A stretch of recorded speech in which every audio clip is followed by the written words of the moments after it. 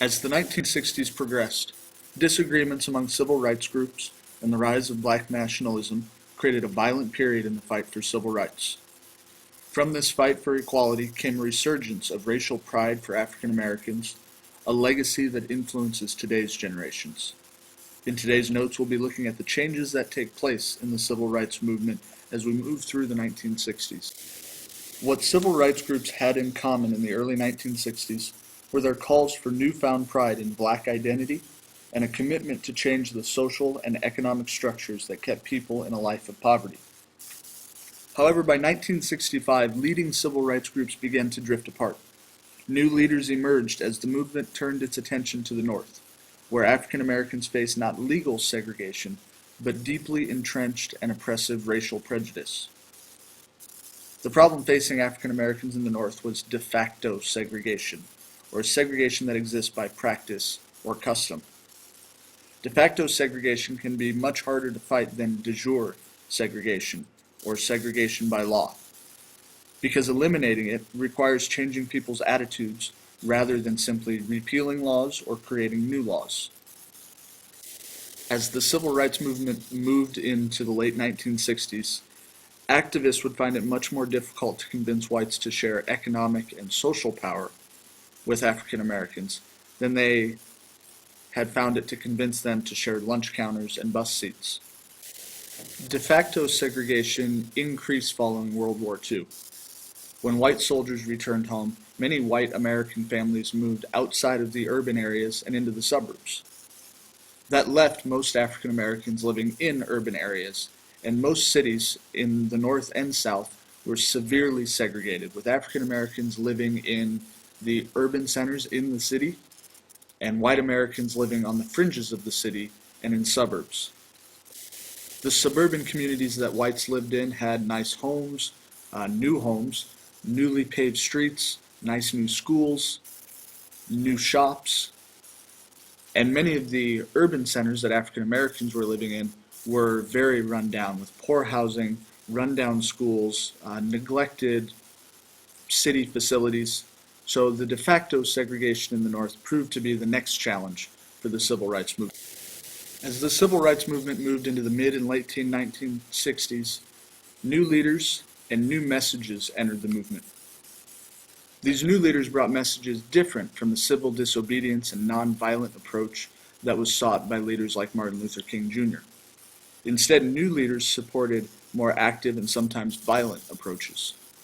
One of these leaders, Malcolm X, believed that whites were the cause of the difficulties faced by African Americans. And because of that, he believed that blacks should separate from white society, create a separate black society. He supported armed self-defense, and his message hit home with a lot of African Americans who were feeling a growing racial pride in the United States. Malcolm X's message did change at the very end of the 1960s. He was a Muslim and took a trip to Mecca, the Muslim center. Returning, he said, "I have prayed with fellow Muslims whose eyes were the bluest of blue, whose hair was the blondest of blonde, and whose skin was the whitest of white." Having learned that traditional Islam taught racial equality, he changed his message, and his new message became known as ballots for bullets. This message was captured in a quote from Malcolm X. He said, "If you and I don't use the ballot, we're going to be forced to use the bullet. So let us try the ballot first." Another of the newer leaders of the civil rights movement was Stokely Carmichael. Carmichael had been a leader of the SNCC alongside Martin Luther King, but his message changed and he broke from the SNCC and founded a new message that became known as Black Power. He said, "A call for black people to begin to define their own goals and to lead their own organizations." Martin Luther King urged him to stop using the phrase Black Power because he believed it would provoke African Americans to violence and only antagonize whites. Carmichael refused and urged SNCC to stop recruiting whites and to focus on developing African American pride. In Oakland, California, in October of 1966, Two men, Huey Newton and Bobby Seale, founded a political party known as the Black Panthers to fight police brutality in the ghetto. The party advocated self-sufficiency for African American communities, as well as full employment and decent housing.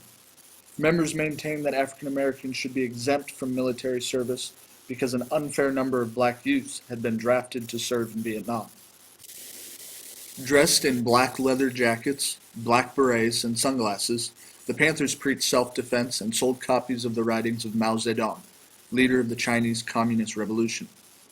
Several police shootouts occurred between the Panthers and the police, and the FBI conducted numerous investigations of group members, sometimes using illegal practices.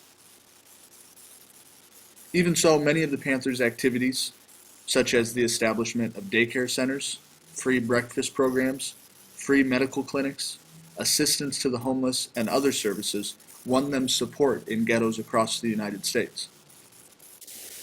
To try to identify the causes of racial violence in many American cities, President Johnson appointed the Kerner Commission to investigate what was causing this violence. In March of 1968, the Kerner Commission issued its 200,000-word report. In it, the panel stated that there was one main cause of violence between whites and blacks, and that was white racism. The report said, "This is our basic conclusion. Our nation is moving toward two societies, one black, one white, separate and unequal." The report called for the nation to create new jobs, construct new housing, and end de facto segregation in order to wipe out the destructive ghetto environment. Although the civil rights movement of the 1950s and 60s did not end civil injustices, it did make some pretty remarkable gains. The Civil Rights Act of 1968 was the most important civil rights legislation since Reconstruction, the period right after the Civil War. In 1968, the Civil Rights Act of 1968 was added, which ended discrimination in housing. The civil rights movement also brought about pride in African American racial identities. It included the Voting Rights Act of 1965, which eliminated biased practices like literacy tests. And throughout the 1960s, to help equalize education and job opportunities, the government began to promote affirmative action. Affirmative action programs involve making special efforts to hire or enroll groups that have suffered discriminations. Today, more than since Martin Luther King's assassination, African Americans and whites interact in ways that could have only been imagined before the civil rights movement. In many respects, Dr. King's dream has been realized, yet much still remains to be done.